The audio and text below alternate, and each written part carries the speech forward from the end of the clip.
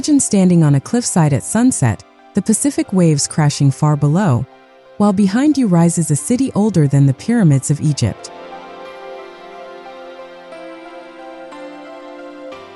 Or picture yourself walking into a cave where blue water glows with an otherworldly light, as if the earth itself is holding a secret lantern.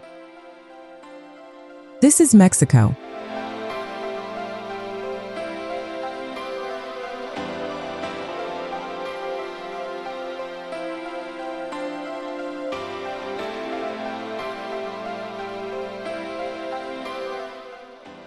A country that is not just tacos and tequila, but a living museum of civilizations, a kaleidoscope of landscapes, and a place where every corner tells a story older and richer than you ever imagined.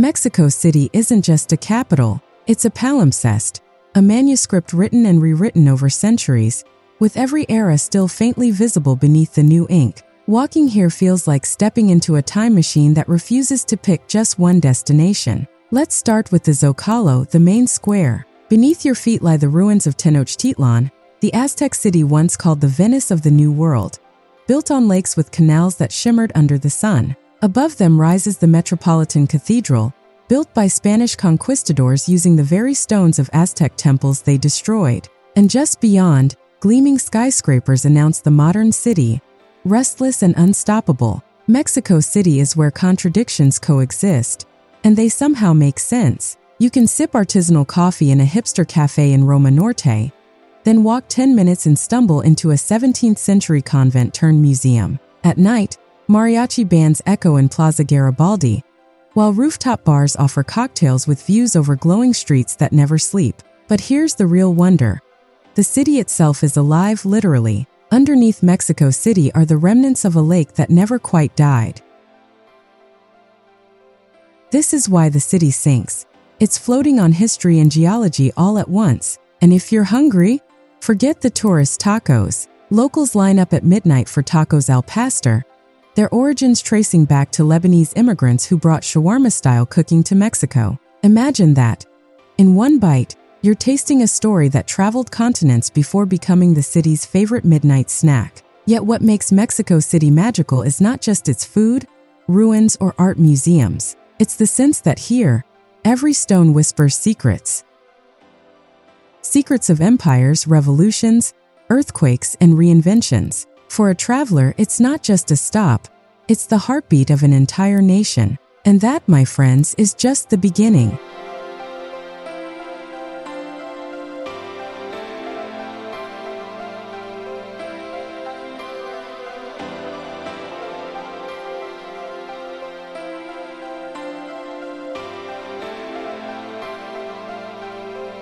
If Mexico City is about time layered above the ground, the Yucatán Peninsula is about secrets hidden beneath it. Imagine this.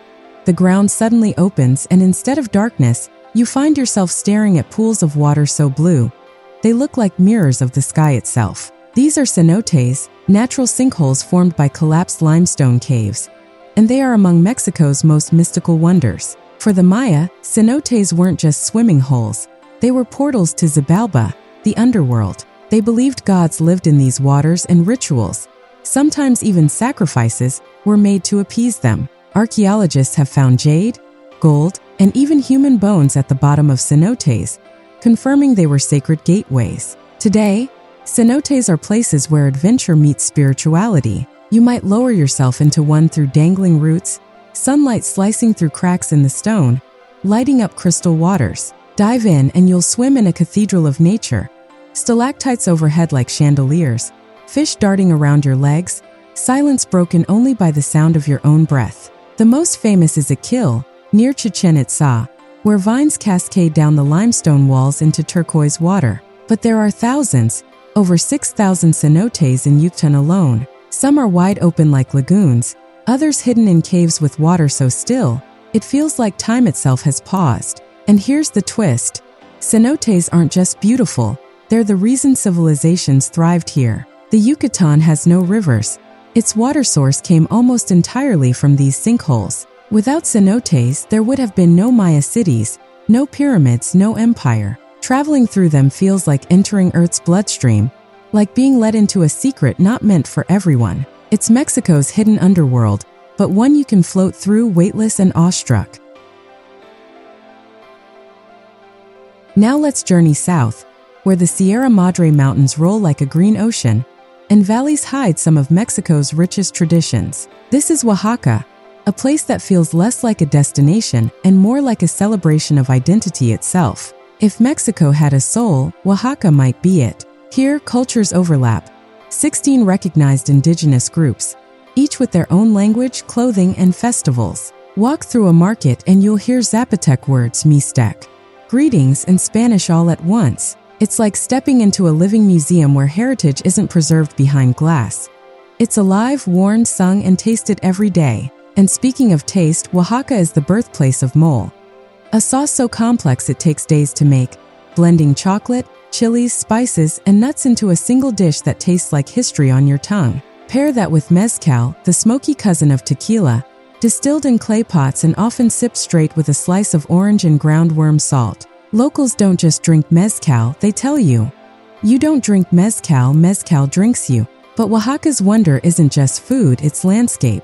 Take Hirvel Agua, a petrified waterfall where mineral-rich springs have frozen into white stone cascades over cliffs. From a distance, it looks like a frozen glacier in the tropics, but up close you can soak in natural infinity pools at the cliff's edge, gazing out at endless valleys. Then there's Monte Alban, one of the earliest cities in the Americas, built by the Zapotecs on a flattened mountain top. Standing there with pyramids around you and a 360-degree view of valleys, you can almost hear the echoes of ancient ceremonies in the wind.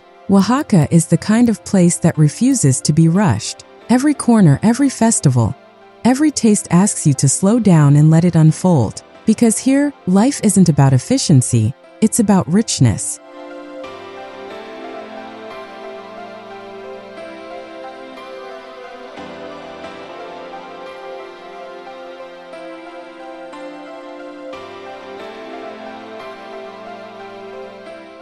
Most Americans know the Grand Canyon. Fewer know that Mexico has one even bigger. Welcome to the Copper Canyon, a network of 6 canyons in the Sierra Tarahumara of Chihuahua, 4 times larger and deeper than Arizona's famous landmark. The name comes from the greenish copper hue of the canyon walls, but the real treasure here isn't just the view, it's the people and the way of life. The Raramuri, or Tarahumara people, call this land home. They are legendary runners, known for traversing dozens, even hundreds, of miles across rugged terrain without rest. Some say their endurance inspired ultramarathons in the modern world. Travelers can experience the canyon via the Chepe Express, one of the most stunning train journeys in the world. It winds through 650 kilometers of tunnels, bridges, and dizzying cliffs, revealing waterfalls, pine forests, and tiny villages clinging to canyon walls.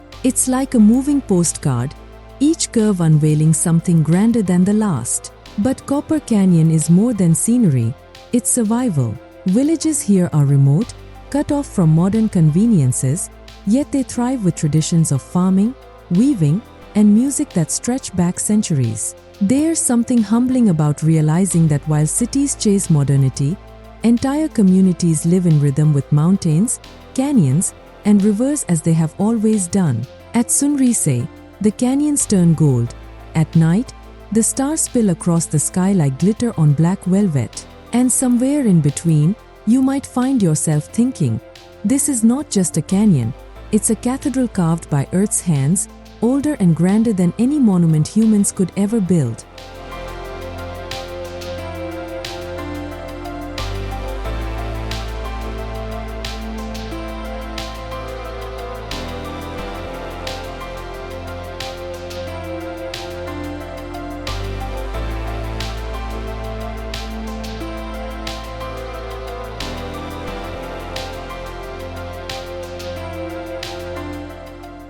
If there is a place on earth where history and paradise collide, it's Tulum. Picture this, an ancient Mayan city perched on cliffs overlooking the turquoise Caribbean Sea, waves crashing below, palm trees swaying above. Unlike most ancient ruins that are deep inland, Tulum sits at the edge of the ocean, as if guarding both land and sea. Built around the 13th century, Tulum was once a thriving trade hub. The Maya called it Jama, meaning City of Dawn, because it was one of the first places to greet the sunrise each day. And when you stand on those cliffs at dawn, watching the horizon ignite in pink and gold, you'll understand why. But Tulum is more than archaeology, it's a paradox. Just outside the ruins lies a modern town filled with yoga retreats, eco-chic hotels, and beach clubs. It has become a magnet for those seeking not just vacation but transformation. People come here to disconnect from stress and reconnect with something primal: ocean, sky, and self. And here's something many don't know. Beneath Tulum lies one of the longest underground river systems in the world. Divers enter caves where stalactites hang like chandeliers and crystal waters stretch for miles, unseen from the surface. In a way, Tulum is layered: Mayan city above, spiritual retreats at ground level, and hidden rivers below. It's not just a place you visit, it's a place that asks, what part of yourself are you ready to discover here?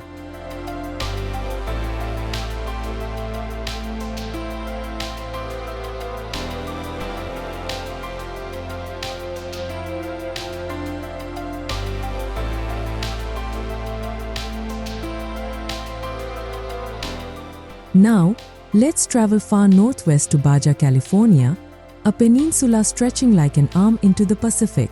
On maps, it looks isolated, but in truth, it's one of the most alive places on Earth. Every winter, gray whales migrate here from the Arctic over 10,000 miles to give birth in the calm lagoons of Baja. Imagine sitting in a small boat when suddenly, a 40-foot whale surfaces beside you, her calf peeking out of the water like a curious child. Locals call them friendly whales because, astonishingly, they often approach boats, as if inviting humans into their world. But whales are only part of the story.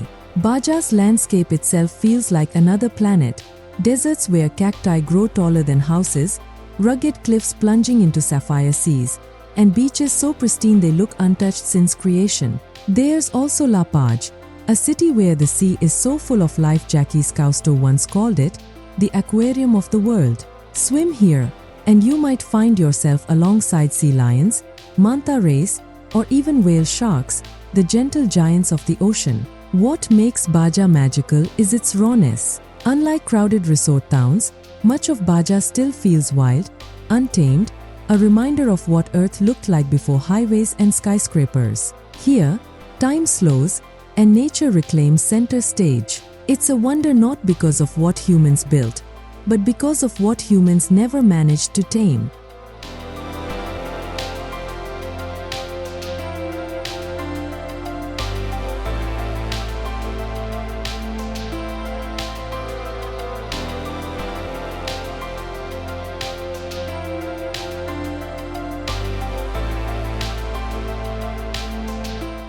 No list of Mexico's wonders would be complete without Chichen Itza, one of the new 7 wonders of the world. But here's the thing. While millions visit this pyramid every year, few know the secrets that make it truly extraordinary. At the heart of the site stands El Castillo, or the Temple of Kukulkan, a step pyramid dedicated to the feathered serpent god. But this isn't just architecture. It's a cosmic calendar carved in stone. Each of its 4 sides has 91 steps. Multiply by 4, add the top platform, and you get 365, the exact number of days in a year. And then comes the magic. During the spring and autumn equinoxes, as the sun sets, a serpent-shaped shadow slithers down the pyramid's steps, as if the god Kukulkan himself is descending to earth. This isn't coincidence. It's precision engineering, a mastery of astronomy by the Maya that rivals even Stonehenge or the pyramids of Giza. But here's a detail few tourists notice.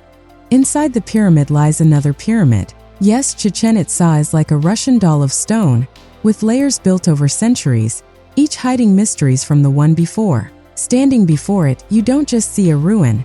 You see proof that ancient civilizations weren't primitive. They were astronomers, engineers, philosophers. They built not just to last, but to align humans with the cosmos itself. And when you hear the echo of your clap bounce back from the pyramid, sounding like the call of the sacred Quetzal bird, you realize this place was never meant to impress.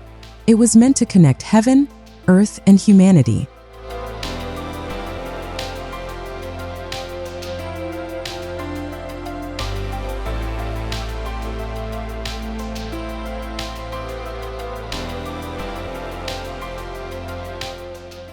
South of Mexico City, two giant volcanoes rise into the sky, Popocatépetl and Iztaccíhuatl. Locals simply call them Popo and Izta, but they're more than mountains. They're a love story written in stone. Legend says Iztaccíhuatl was a princess who died of heartbreak, believing her warrior lover Popocatépetl had been killed in battle. When he returned alive and found her gone, he carried her body to the mountains, where the gods transformed them into volcanoes. Izta, the sleeping woman, and Popo, the warrior who still smokes with grief and anger. Even today, Popocatépetl is one of the most active volcanoes in the world, often spewing ash into the sky. Izta, by contrast, lies dormant, its silhouette resembling a woman sleeping on her back. For travelers, hiking these volcanoes is like stepping into myth itself. Trails wind through pine forests, up rocky slopes, until you stand above the clouds, staring across valleys that once carried Aztec armies. On clear days, you can see the peaks from Mexico City itself, looming like guardians of the horizon. Few places combine geology, mythology, and raw beauty like Popo and Izta. They're not just volcanoes, they're Mexico's eternal lovers, still keeping watch over the land.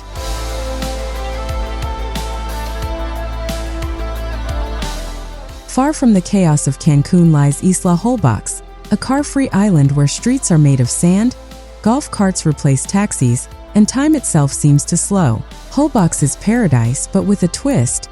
It's not just for sunbathing, it's a sanctuary of nature. Every summer, the waters around Holbox become home to the largest gathering of whale sharks on Earth. These gentle giants, the biggest fish in the sea, can grow longer than a bus, yet they glide calmly, feeding on plankton with mouths wide open. Swimming beside them is like drifting alongside an alien, massive, graceful, utterly harmless. But Holbox holds other wonders too. At night, its shores glow with bioluminescence, tiny plankton lighting up the waves with every movement, turning the ocean into liquid starlight. Imagine running your hand through the water and watching it sparkle like a galaxy. The island is also a birdwatcher's dream, with flamingos striding across shallow lagoons like pink brushstrokes on a blue canvas. And because it remains relatively untouched, Holbox feels less like a tourist destination and more like a secret whispered between travelers. It's the kind of place where you realize paradise isn't luxury.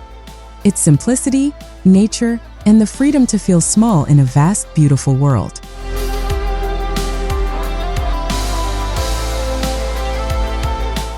Finally, we venture into the dense jungles of Chiapas, where howler monkeys roar like lions and mist clings to ancient trees.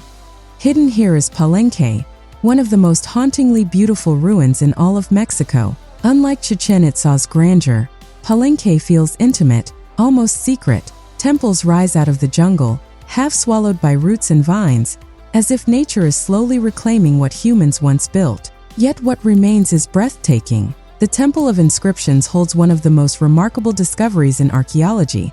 The tomb of King Pacal, a Mayan ruler whose stone sarcophagus lid is so intricate it sparked wild theories, including one that claims it shows an astronaut piloting a spaceship. Of course, archaeologists see it as a symbolic journey to the underworld, but the mystery only adds to the magic. Walking through Palenque, you hear the jungle as much as you see the ruins. Birds screech, monkeys leap, and rain drips from leaves the size of umbrellas. It feels less like a tourist site and more like a doorway into another world. What makes Palenque extraordinary isn't just its age or artistry. It's the feeling that you're discovering it yourself, just as explorers once did. It's a reminder that beneath the modern world, the ancient one still breathes. So what is Mexico really? It's easy to reduce it to beaches and margaritas. But after this journey, you've seen that Mexico is far more than a vacation spot. It's a living epic, It's a country where volcanoes tell love stories, where pyramids align with the cosmos, where whales travel thousands of miles to give birth, and where jungles still guard cities of stone. Mexico isn't just a place you visit, it's a story you step into, one that will stay with you long after you've left.